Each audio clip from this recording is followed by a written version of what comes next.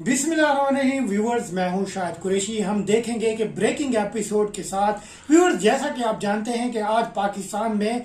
मुल्क में बहुत बड़ा ब्रेकडाउन हुआ है और पूरा मुल्क जो है वो तारीकी में डूब गया है। इसकी क्या वजूहात हैं और ये ब्रेकडाउन कैसे आया, इसमें नाअहल लोग कौन थे, ये जानिए, हम देखेंगे। में आपको पता है कि मुल्क में जो अभी तक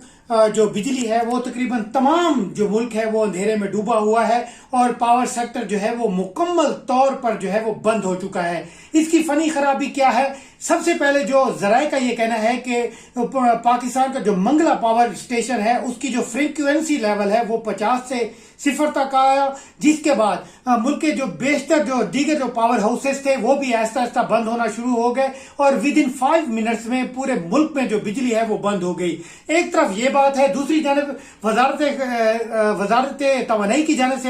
अलामिया जारी किया गया जिसमें यही बात की गई कि फ्रीक्वेंसी लेवल कम होने की वजह से मुल्क के तमाम जो पावर हाउसेस थे वो बंद हो गए और बिजली का बहुत बड़ा ब्रेकडाउन जो है वो मुल्क में आ गया। अब यहाँ पर सवाल जन्म लेता है कि अगर मुल्क में इतनी कोई भी टेक्निकल प्रॉब्लम थी तो वहां पर मौजूद नेशनल ट्रांसमिशन और नेशनल जो ग्रिड स्टेशन है वहां पर जो टेक्निकल के नुमाइंदे थे वो कहां थे, उनको ये पता क्यों नहीं चला? क्योंकि अगर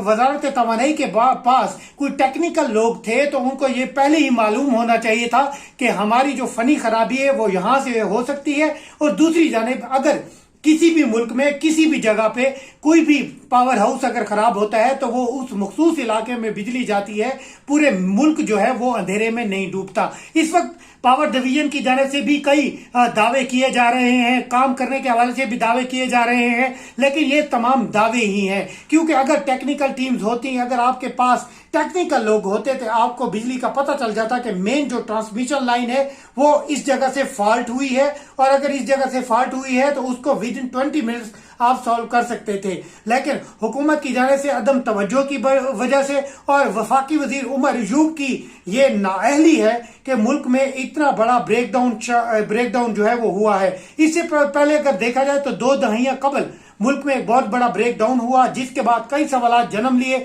और जनरल मुशर्रफ ने इक्तदार पर कब्जा किया। अभी भी अगर सोशल मीडिया पर देखा जाए तो सोशल मीडिया पर ऐसी खबरें ही गर्दिश कर रही हैं कि मुल्क में जो बड़ा ब्रेकडाउन है इसके पीछे कुछ अनासिर हो सकते हैं, लेकिन ऐसी कोई वजह नहीं है। इस मुल्क में एक बिजली का बहुत बड़ा फनी खराबी हुई है। ये हुकूमत और इसके अलावा वजारत तवानाई के लिए सवालिया निशान है। हमारी जाने से वापडा, NTDC और इससे मुल्का जितने भी इदारे थे उनसे राब्ता करने की कोशिश की गई, लेकिन इन इदारों की जाने से कोई भी वाज़ेह जवाब नहीं आया और एक ही बात कह रहे हैं कि फ्रीक्वेंसी डाउन होने की वजह से पावर सेक्टर जो है वो बिल्कुल डाउन हो गया और मुल्क भर में जो है वो ब्रेकडाउन शुरू हो गया। ये बात अपनी जगह है, लेकिन अगर फ्रीक्वेंसी डाउन होती है, कैस्केडिंग का मसला आता है तो उससे मखसूस इलाकों में बिजली जाती है, पूरे मुल्क का पावर सेक्टर जो है वो कभी भी डाउन नहीं होता। इस हवाले से जो पावर डिवीजन है वो भी खामोश दिखाई देता है और इस हवाले से जो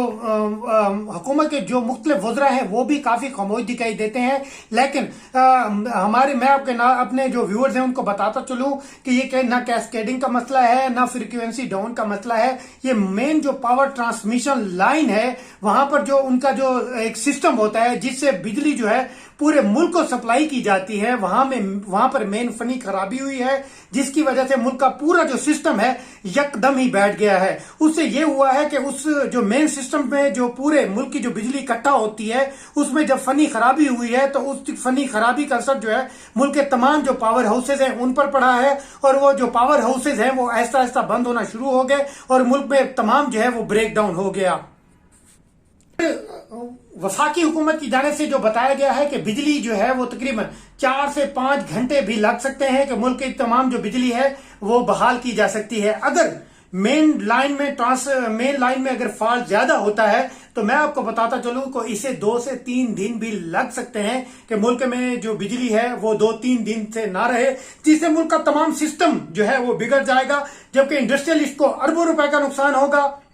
आम जो वर्कर्स हैं उनको नुकसान होगा। और इसका जिम्मेदार कौन होगा? इसकी जिम्मेदारी बिल्कुल हुकूमत वक्त पर होगी, क्योंकि यहाँ पर जो ऐवानों में मौजूद है ये उनका काम था कि वो ट्रांसमिशन लाइन की मुरम्मत करते, उसको चेक करते। और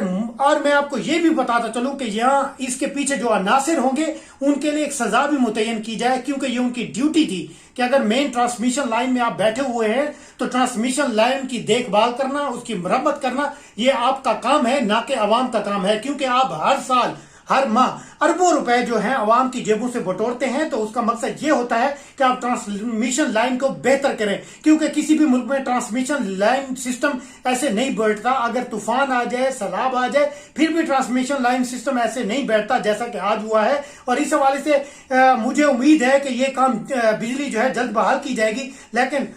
इसको 2 भी दिन लग सकते हैं, 3 भी दिन लग सकते हैं, लेकिन जैसे जैसे नई अपडेट आएंगी हम अपने व्यूअर्स को बताते रहेंगे। अभी तक जो इतलात है, अभी तक वजारत तवानाई के लोग जो फॉल्ट तलाश करने में नाकाम रहे हैं और मुल्क में अभी तक ताहाल जो बिजली का बड़ा ब्रेकडाउन है वो जारी है।